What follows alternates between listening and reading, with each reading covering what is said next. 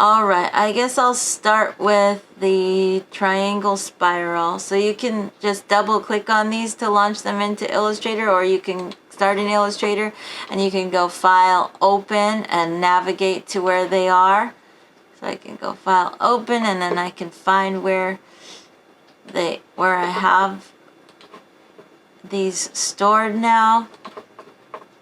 Oops, it would be here in my Exercise 3 folder in my pen tool X files, and I'm going to start with the triangle spiral and open.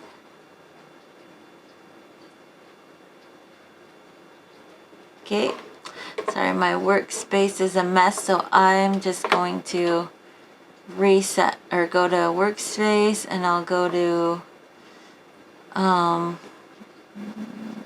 my essentials workspace. Let's see how that one is. Okay, so that's good. I'm not gonna need brushes or symbols today though.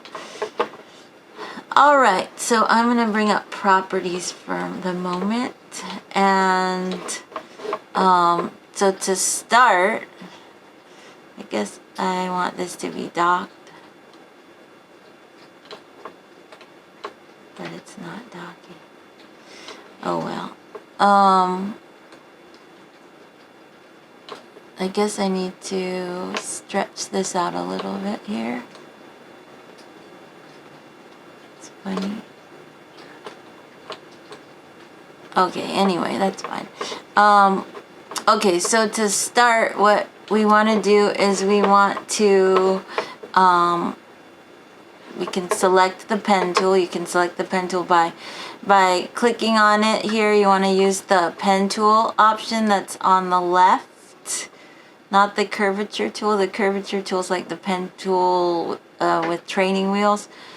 So we're going to start with the real deal, the pen tool, and you can press P to select it as well, the P key. And you can notice I'm in the advanced toolbar, so when I click and hold on the pen tool, I'll have the pen tool on top, and which is the one that I use most often. The rest of the tools below you can pretty much get to using keyboard shortcuts or with the add anchor point tool and delete anchor point tool. Most of the time those tools just happen naturally on the main pen tool. When you hover over a path, you'll see a plus appear where you can add an anchor point, or you hover over an anchor point and you'll see a minus appear where you can delete an anchor point. So I rarely need to switch into these unless I really need to force something. It's not naturally occurring and I just force the pen tool to do what I want it to do. Then I switch into those tools. And then the anchor point tool is when I rarely actually have to select, because we'll get into keyboard shortcuts. One of my favorite keyboard shortcuts is while you're on the pen tool, you hold the option key and you toggle right into that tool, the anchor point tool, which is going to be handy. Notice when I'm on the pen tool, you'll see the first symbol signaled to you. What does that symbol mean? Can you guys see the handout? We're going to be looking at the important Illustrator info handout. So the very first symbol here looks like a sparkle or an asterisk. That indicates that I'm about to draw a brand new path or a separate path. That's important. That's an important indicator to let you know whether you're about to continue the line from where you left off or you're about to make a separate path.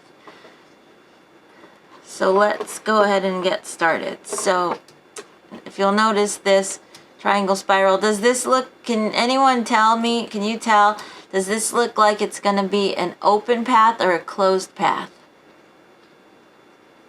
Closed. Very good, very perceptive. Yeah, so we're going to start at this end here.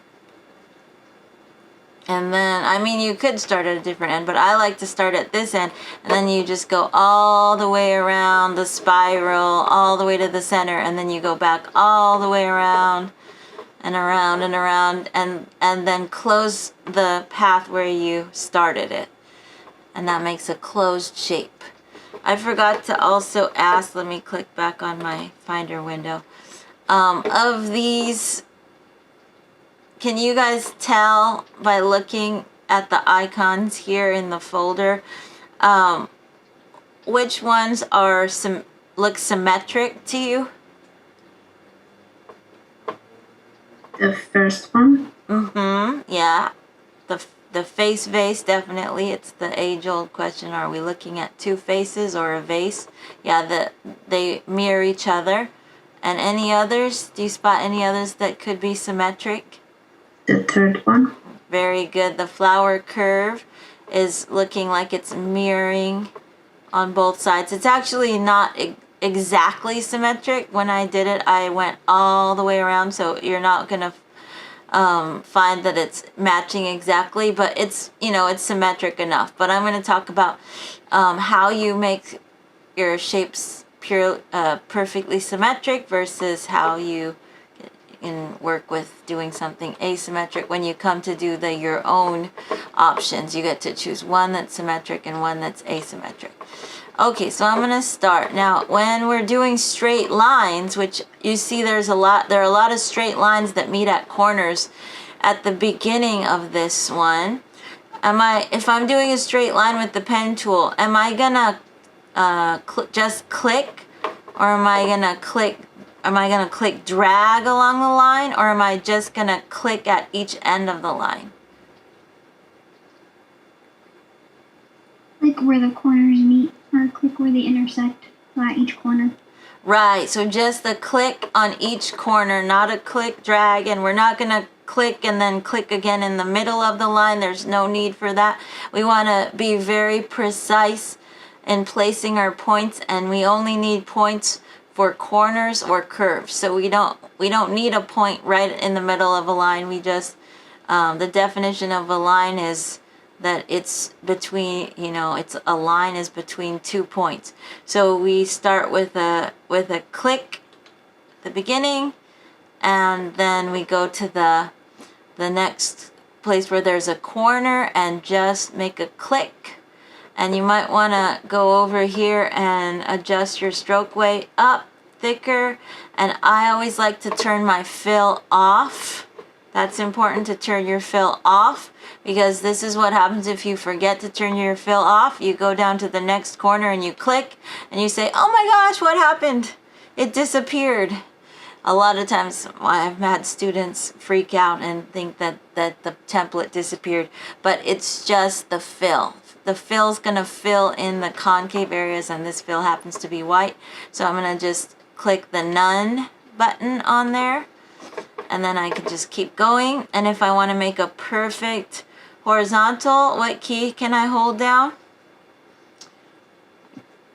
Shift. So for perfect horizontal or perfect vertical or perfect 45-degree angle, you hold shift.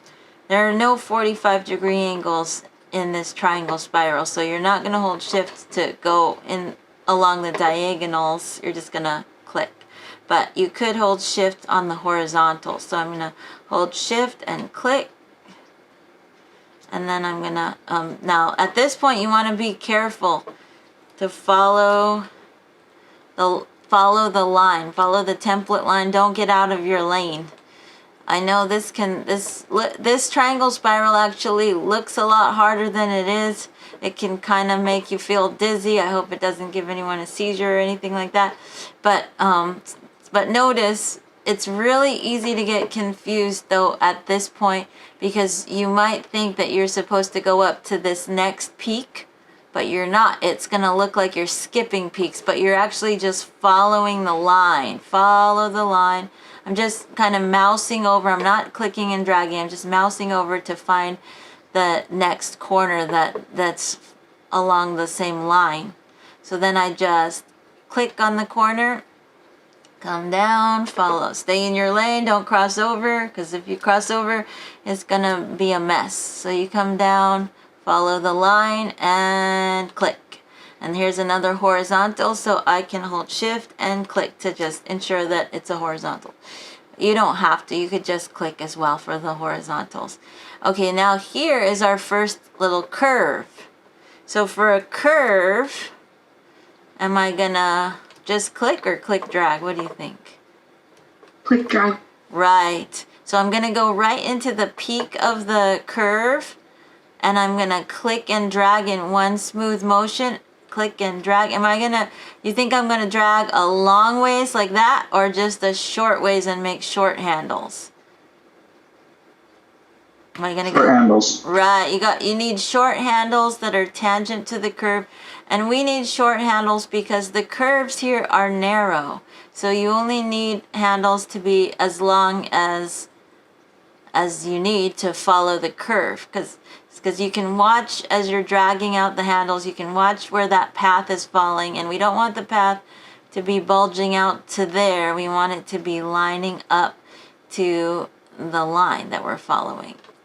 And then we keep moving along our merry way, following the line, the template line, and here's another straight line again, meeting at a straight line corner again. So we just click, and then we'll go over here and just click. I'm going to hold shift for a horizontal, and I'm going to come up to the peak, click and drag into the curve, then come down here, and this is relatively straight, so I could just click here,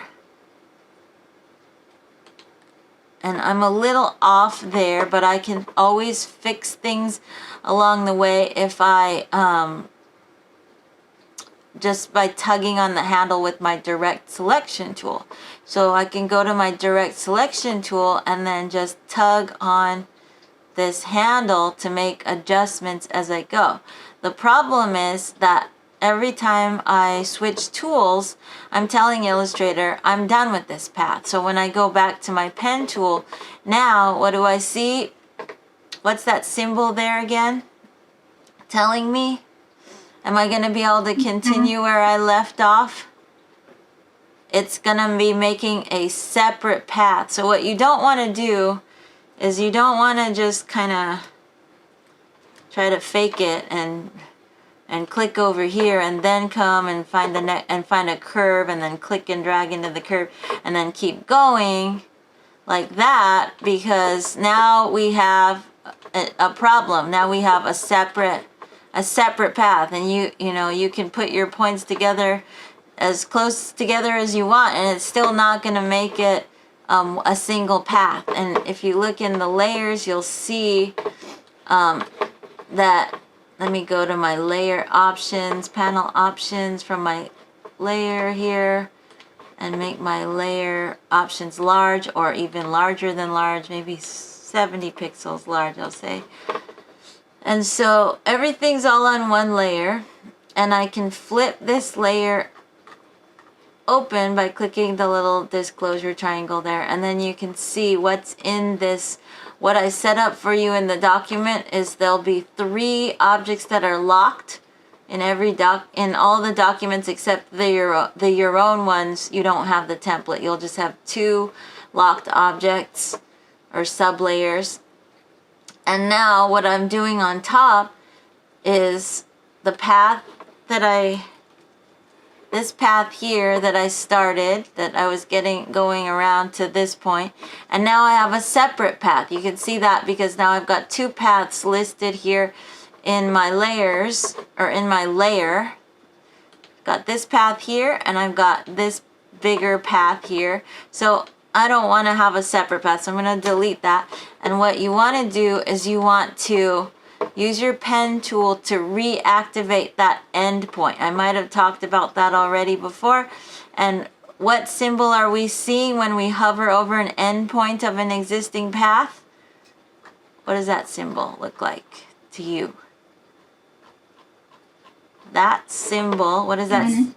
Minus. It's not actually a minus, because see how it's a diagonal? I call it the slash.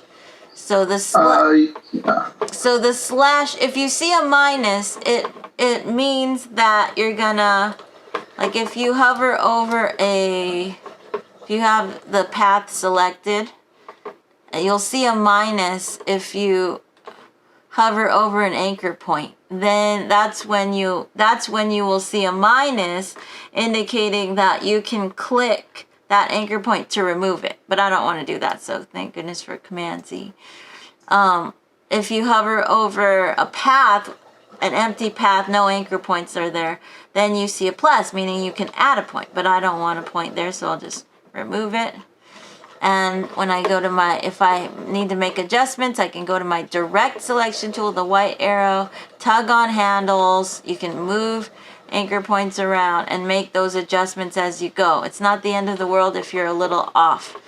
But then in order to continue where I left off, if I've done anything like switch tools, or there are a few other ways that you can break the continuity of drawing out your line.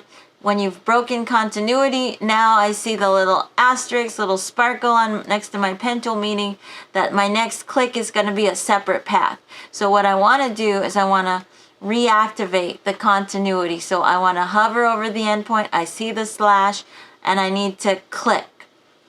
Now you see this band is following me around again, the rubber band, and that's also an indicator that I'm in continuing mode.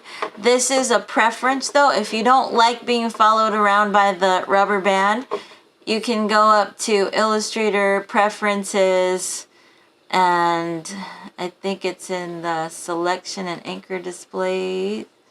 Yeah, Selection and Anchor Display options here. So you can have the rubber band enabled or disabled for the pen tool and the curvature tool. So if I uncheck the rubber band for the pen tool and I say okay, then there's no band following me around. And this is the way I learned the pen tool without the band.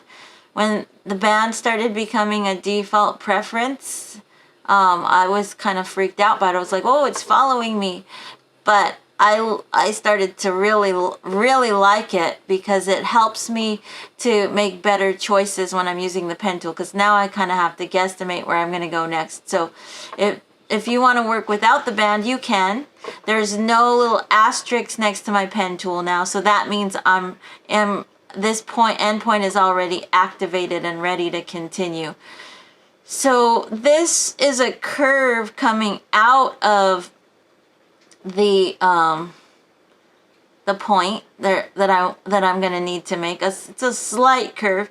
You might find that, well, you know, I could do two things. I could either go up here and click and drag into this bigger curve, or I could pull out a handle to create a curve to come out of the endpoint. When you hover over an endpoint, it allows you to, there's another symbol that appears. You see that symbol? What does that resemble? It resembles a tool that I mentioned earlier. What tool does that symbol look like it represents? This little symbol. When you hover over an endpoint and you see this symbol, that means that that point is ready to continue. It also means that you can use that tool that's now like appearing as a signal next to the pen tool. That tool, what is that tool called normally? It's a very important tool. There's a whole handout about it. The anchor point tool. Oh.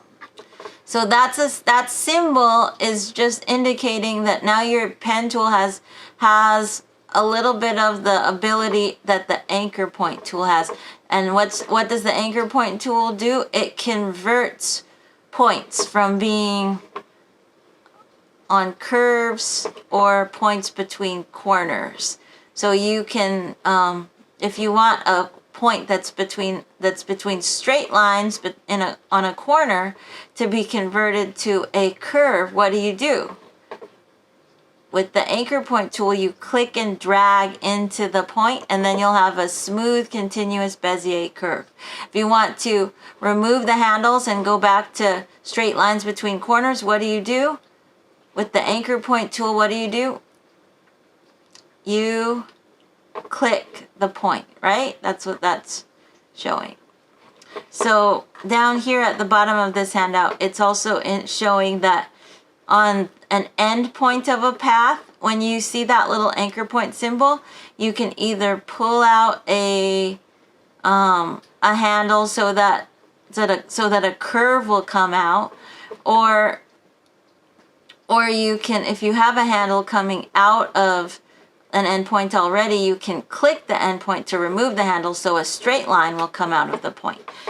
So here it's hard to see because I no longer have the rubber band, but so I'm just gonna click and drag and just show you how you can keep going without the rubber band. You can just keep going, and this is fine. I'll just go with this, and then I'll show you later on what it looks like when you have a when you have the rubber band showing. I'll show you how you can alter the handles on the end of a point, on the end of a path. So let me go back because I do like using the rubber bands turned on now. So enable rubber bands for the pen tool. I'm going to say okay. So I just clicked and dragged into that, into this curve. But let me undo just to show you what I meant earlier. So you can see now by the rubber band that a straight line is ready to come out of this end point. So if I just click, it's just going to make a straight line. That's not what I want. I'm going to undo that. So what I did was I clicked and dragged into the curve, which pulled out just what I wanted. But let me undo. But in some cases, you might go hover over the endpoint, and I'm not holding down any key on the keyboard. I'm just gonna, and when you see that little anchor point symbol, that means you can convert the endpoint. So I can click and drag to pull out a handle if I need to start creating a curve. Then what that does is it will enable me to maybe go up higher and have less points because out of this point I've already got having a handle come out of this point allows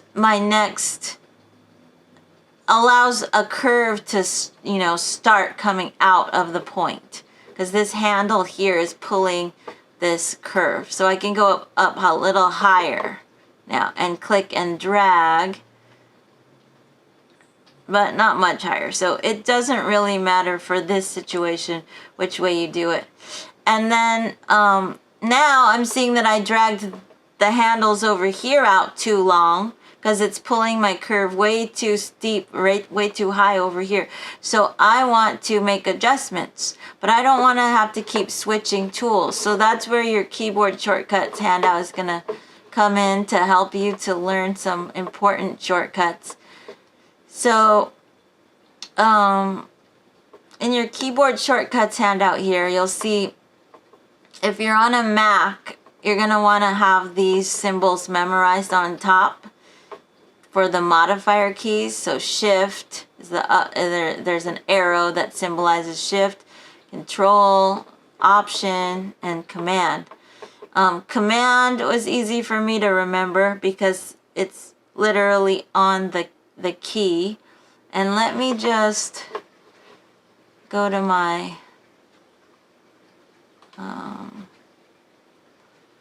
I'm gonna do this. I'm gonna take it. Somehow my video got turned off, and I'm gonna go to, let's see, the options. Sorry, my 2-year-old makes a mess behind me there. Okay, and then I'm going to maybe switch to this camera here and show my video here.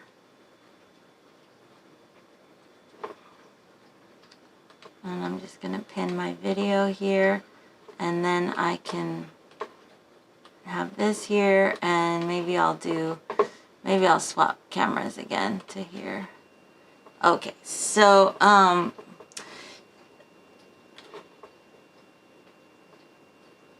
so the modifier keys, when you're on a Mac, you see these drop downs and you see these symbols. So the more you can start to memorize the the symbols for the keyboard shortcuts, then you will you'll start to really speed up your workflow. Like select all tends to be on a Mac Command A. Oh no, not again. There was a raise without. I gotta figure out what that is. I gotta ask George. So anyway, thank goodness that these handouts are on Canvas in Files. So I'll look at Files and Exercise 3, and I'm looking at the keyboard shortcuts here. Okay, so the modifier keys. So I could keep Shift straight when I'm trying to memorize these. If you're on a Mac, you got to memorize these. If you're on Windows, I believe on Windows it doesn't have symbols, right? Anyone on Windows out there who can confirm that? It just has when you use the drop-down items, on Windows it doesn't have symbols, right? It actually has abbreviations for the keys, the modifier keys, am I correct? Just for select all, control all. So it's instead of command on Windows, Control. Right. on Windows it will say control, or it'll say, does it spell out the whole word, or it's like an abbreviation for control? CTRL. Yeah, so it'll give you an abbreviation for the modifier keys, and on Windows in place of command it's control, and on Windows in place of option it's alt. But when you're on a Mac, they use these symbols, so it took me a while to get these symbols memorized because I couldn't keep straight option and control. For some reason I couldn't keep those ones, where I would get confused. But shift made sense, the arrow, kind of think of shift up, and the command key, the little symbol there is literally printed right on the key. So that was no problem keeping those straight.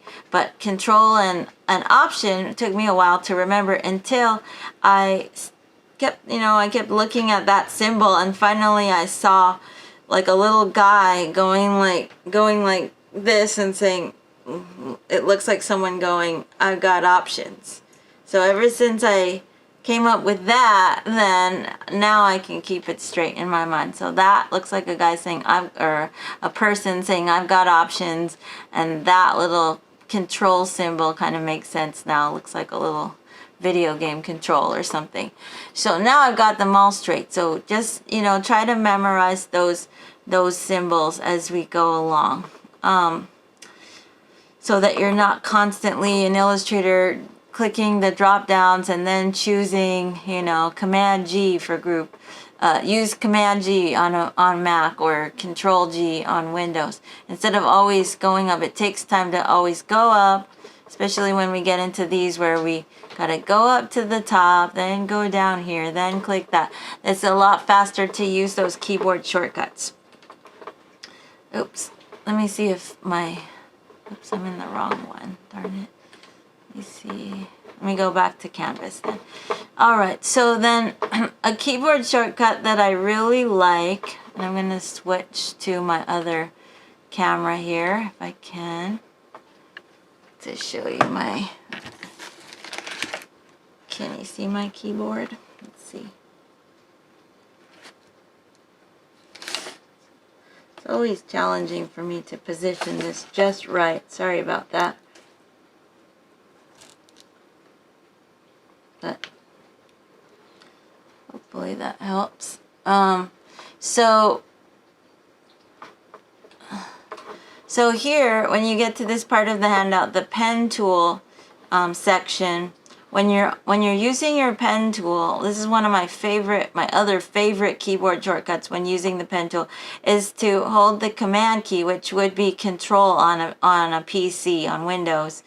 When you're on the pen tool and you're working along and you're creating your path, if you hold down the command key, you will toggle into the direct selection tool without needing to switch tools, so you will not break continuity. That will save you a lot of time to use that technique. Also, here is a chart that I made of what you can toggle into when holding the Option key. The most important one is the top one, which I mentioned. When you're on the pen tool, you hold the Option or the Alt key, you toggle into the anchor point tool. That'll be really handy as we go. And these other tools I rarely use, but you get the reverse tool when you hold the Option key on most tools, including the zoom tool. Same thing, you are zooming in and then you hold Option and click and you're zooming out and you'll see the minus appear. I like to use Command plus. That would be Control plus on Windows, or Command minus, which would be Control minus on Windows, to zoom in or zoom out. So then we have other tools and what you can toggle into or switch into to have the functionality of another tool while you're in a different tool, so you don't have to take the time to actually switch tools. You can, when you're on the selection tool, you hold Command, you can toggle into direct select, and when you're on direct select, you hold Command. And remember, Command on Windows is Control. So you hold Command from the direct selection tool, you get the selection tool. And you hold, when you're on the direct selection tool and you hold Option, you're duplicating. That's not to be confused with that looks like the group selection tool. I used to think that it was the group selection tool, but it's not. And it's just means it's going to duplicate from the direct selection tool. And finally, my favorite one that I use all the time, I guess I have a lot of favorites when it comes to keyboard shortcuts, is the space bar, because that'll toggle you into the hand tool so you can move around within your document really easily, much more easily than using the scroll bars. So going back into Illustrator,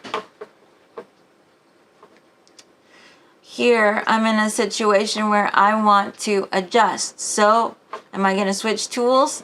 Not anymore. Now that we know our keyboard shortcuts, what key am I going to hold down on?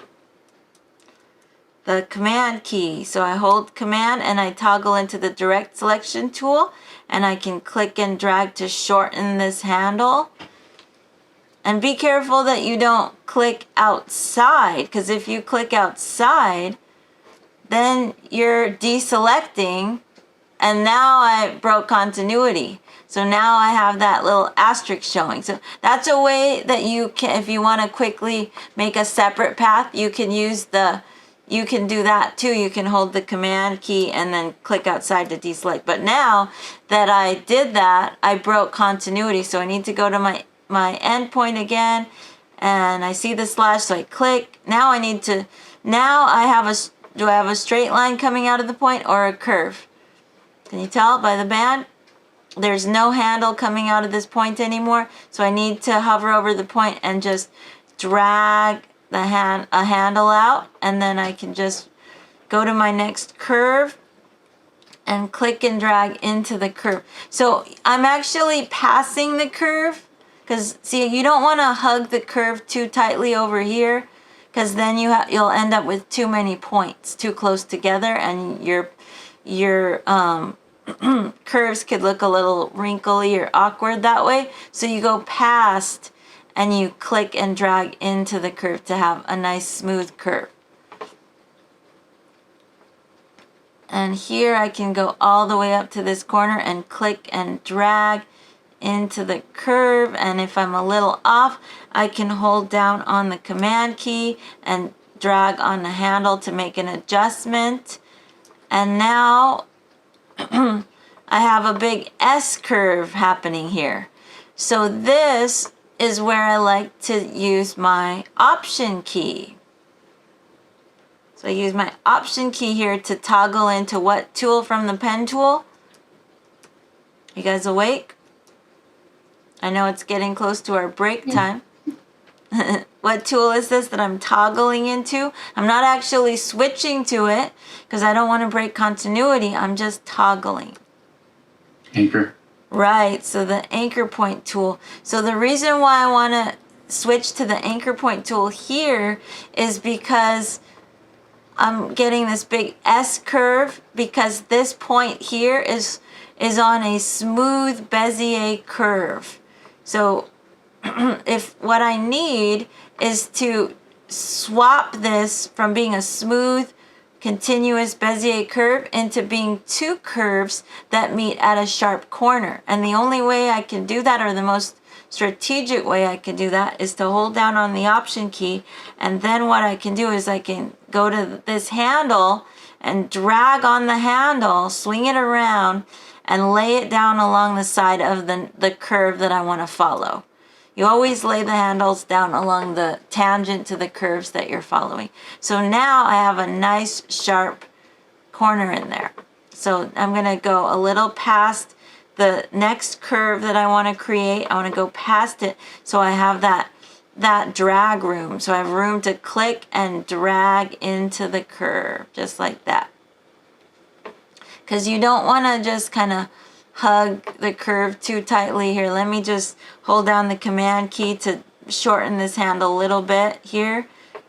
What you don't want to do is you don't want to just click here, click drag here, click, and be like, or some people, when they're new to the pen tool, they get very nervous and they're like click, click, click. They don't like click dragging, and they're just like clicking along the side. You don't want to do that unless you specifically want a very raggedy looking shape, which in some cases you do. You want it to look like a paper cutout in that. But for this assignment, I'd like you to practice making nice, smooth curves. So we don't want that. That's like, this reminds me of when I see new designers doing this, it reminds me of when my little brother and I were just learning to roller skate, and we were just like doing little steps. We weren't yet gliding. So when you really learn to click and drag into the curves to make nice smooth curves, that's when you're gliding. So I'm gonna just delete all that mess of points. You can take the direct selection tool and click and drag marquees around things and press delete. I'm gonna just click and drag here. I could also use the lasso tool to draw a circle around points I don't want on the end here. And just those points are selected, so I can press delete. And now I'm to where I left off. And I could go back to the pen tool. And again, I broke continuity, because when you delete endpoints, that's another way to break continuity. So I see the slash. I need to click and drag to drag out a handle, and then I go past the next curve. See, this is the next curve I want to create. So I go past a ways. You don't want to go too far, because you don't want to go skipping over more than one curve, because then you go way out here and you're like, whoa, and then before you know it, you've lost control and you're out there in left field, and you've got this gigantic curve that's like, it's like working with taut wire, and you've shot out to to left field now. So I'm going to undo that, Command Z. You don't want to go too far. You want to have a level of control, but you don't want to hug the curve too tightly and then end up with too many points and have kind of a wrinkly look. You want a smooth look. So we just want to create a little gap, click and drag into the curve, and then for our next curve, we just go a little past the curve, so we have a little gap, so we have that drag room. Click and drag into the curve, and we're going back out, so I can go here, click and drag into this curve, and then here, this handle's a little long, so I'm going to hold Command so I can shorten the handle to harness the curve in a little way so it doesn't flare out so much. So I'm following the template line. So here I've got enough of a handle on this point to pull the curve that's here all the way till I make it to this corner. And now, do I need to click and drag or just click here? This is a corner between straight lines. So I just click, right? Just click. And let me zoom out here. and now it's all smooth sailing from here. We just click and drag into the peaks and come down here, and there's a corner between straight lines, so just click, right? And then, I don't know why it's delaying, and then I'm going to hold shift here and shift click because I've got a horizontal there. I'm going to use my space bar to toggle into my hand tool. I almost never have to choose my hand tool. It's actually a tool on the toolbar that I never use because I usually use the space bar. So I hold the space bar and then I get the hand tool so I can click and drag to move around. It's a lot less awkward than using the scroll buttons over there.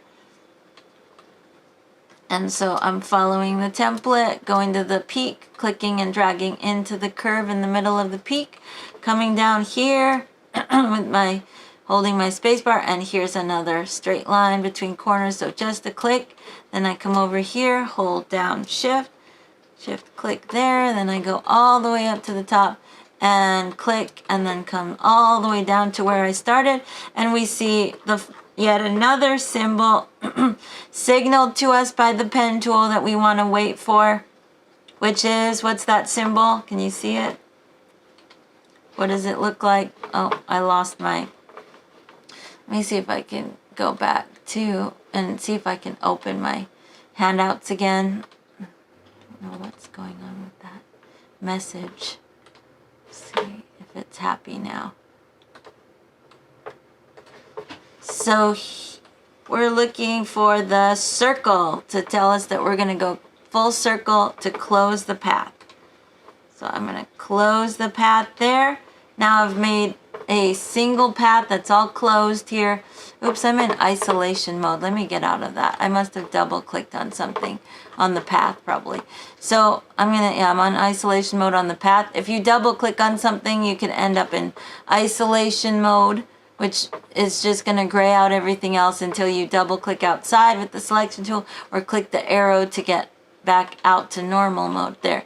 Now I can see all my objects again in my layers, and I see that I created a path and I have my locked layers. So now we're to the point. Let me just wrap up. It's 7:30, so anyone who needs to leave can leave now and watch the video, the rest of this lesson later on your own time if you want. But I'm gonna just excuse me, I'm gonna keep going for just a little bit, and then we'll take a 10-minute break, and hopefully I can drink some water or something. Okay, so excuse me. Maybe we should call break now. So once you get excuse me, I'm sorry, I'm just gonna call break. We're recording, and let me just make sure I'm sharing my screen. Share screen. Share. Okay, so here we are at this point on the first one here. One down, 6 more to go. So, and I'm not gonna really have time to demonstrate all of them, but you can see that this is probably the most time-intensive exercise, but it's worth it because you're really gonna learn this very important tool and skill. So now once you've gone around the template, you've done the hard part. Everything is just easy breezy from here. So I'm gonna go, let's see if I can open up my instructions again, hopefully. The exercise 3 assignment. Okay, so the instructions say first step 1 is what I just did, is making the line design with the pen tool. So that's done. Everything else it's downhill from here. So step 2 is to unlock all the objects. So you can unlock all the objects by flipping open the layer, and you can click on the lock buttons to unlock, or like you can click drag down the lock buttons or leave them locked, and you can go object, and when you hover over unlock all, you can see you can click on unlock all, but that's the long way to do it. So now that we're learning our keyboard shortcuts. Can anyone tell me what that what the keyboard shortcut is here for the Mac for unlock all? Option Command 2. Very good. So that's Option Command 2 on a Mac.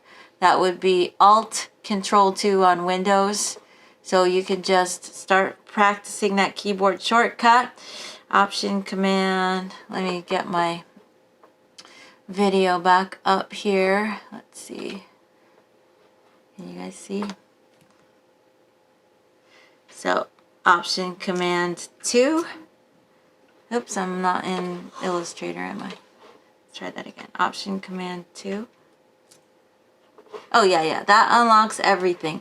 So once you unlock all with Option Command 2, sorry, I have this in the background here. I moved it there.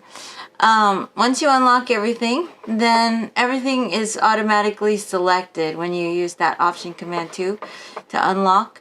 So make sure that you deselect everything. You can do that by clicking outside, or if under select, you'll see select all is what's select all? Command A. Deselect all is Shift Command A. That would be Control A for select all on Windows, and that would be Shift Control A to deselect all on Windows. So you can start memorizing to deselect all is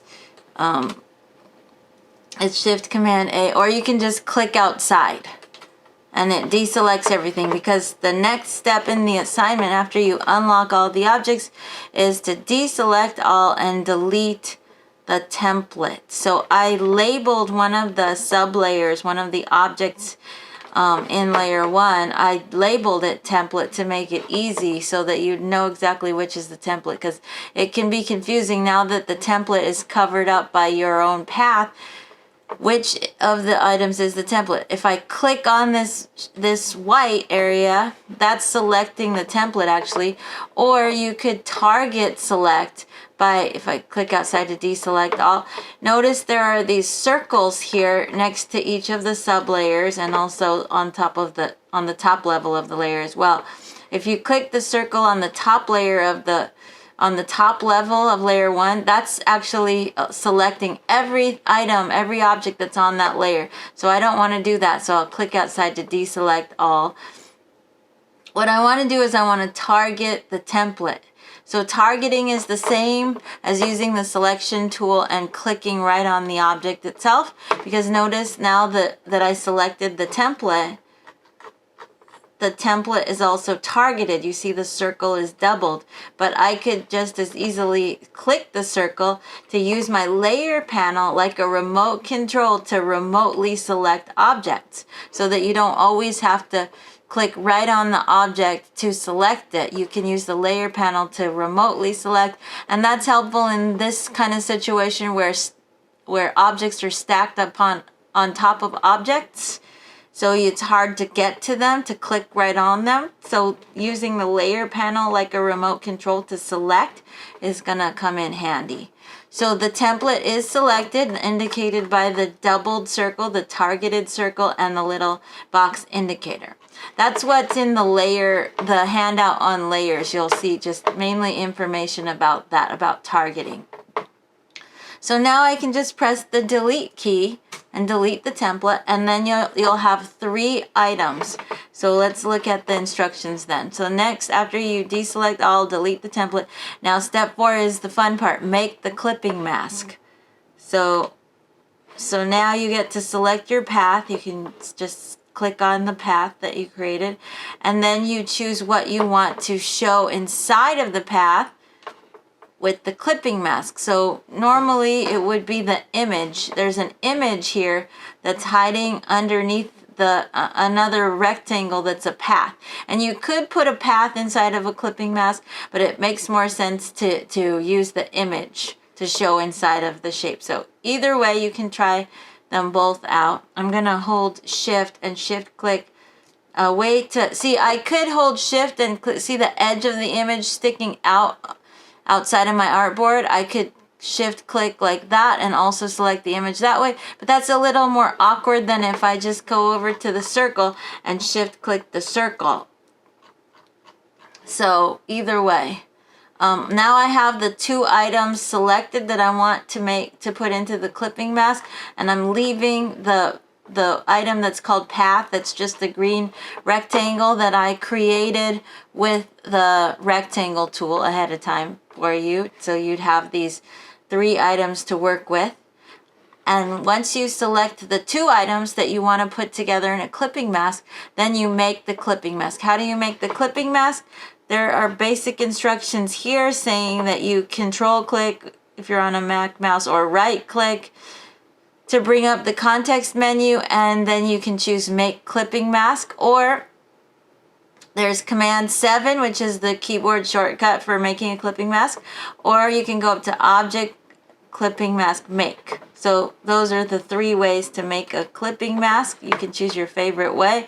You see, you can right click or control click and choose make clipping mask that way, or go object and find clipping mask on the list and then click make. But here's the shortcut, command 7.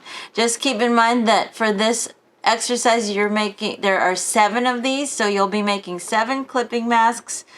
It's just a coincidence, a happy coincidence. So if this is the first time you're learning about clipping masks, just you can always remember that shortcut, that the first time you learned about clipping masks, you made 7 of them. So command 7 or control 7 on Windows. So I'm going to do that right now. Command 7. So I put the 2 objects that were selected in the clipping mask. So the one on top is kind of acting like the cookie cutter and making a cutout of the one underneath. It's not really cutting anything like the way Pathfinder cropped things. It's not actually cutting because it's a clipping mask, so it's only masking. So the rest of the image is just hiding. What you can do is you can play around with it. Now, the next step is the optional step, which is I call experimental, optional but recommended. So one of the things you can do is just open up in the layer, you can open up the clip group and you can select the image, and with your selection tool then you can move the image around inside. It's funny, this is a target ad. You could also scale the image larger. I'm going to hold shift to constrain the proportions, and normally I don't recommend scaling images larger because you lose resolution, but in this case it's just an exercise, so you might want to just do it just for fun, just to experiment and see what you can see inside, and arrange the image how you want it. Beware, because if you move the image too far down, now the image is cut off here, so it's not going to be revealing the rest of the shape. So you can move it around and adjust it how you like it, and click outside to deselect. You can select the whole clip group by clicking anywhere on it again. So the whole clip group selected. If you want to see what it looks like to release the clipping mask, you can do that too. That's in the instructions on releasing the clipping mask as part of the experimental options here. Releasing the clipping mask.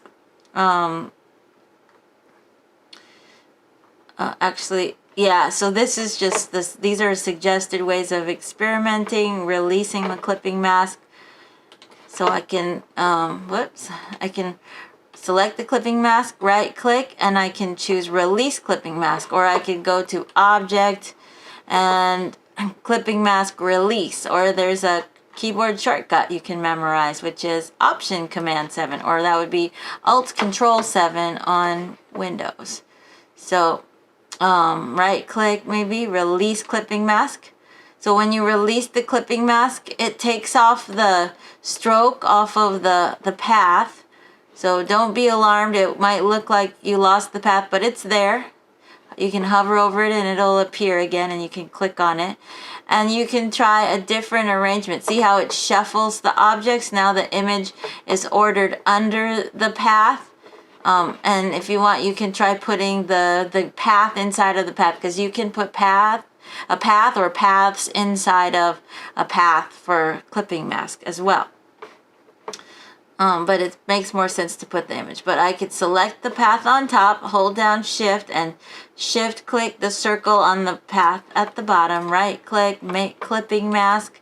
And you could turn it in like this as well, but if you don't want to, you can. I'm gonna release the clipping mask again, select the path on the top that's selected, hold down shift click the image. You just need 2 items selected for the clipping mask. I'm gonna hit Command 7, and there it is, 1 down. So you can just save this just like as is, just file, save. If you're in the middle of working and you're not done, you can just file, save, and it'll tell you that it'll give you a message about legacy format.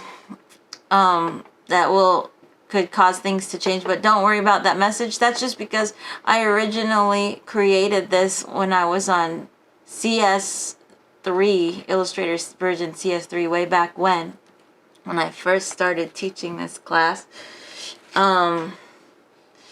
And so just say okay to that message. And that's if you're in the middle of working and you have to go, you can just save it and with the same name that I gave it. But then when you're ready to turn it in, follow the next step. So the next step says, step 6 says to save and name your work for credit. So you're gonna name each one your last name followed by your first initial, EX3 dash whatever number order number that you're on. So this is my first one, so it would be -1. So I'm just gonna go, I don't know why Gmetrics keeps. Okay, so I'm just gonna go file, save as, and name it.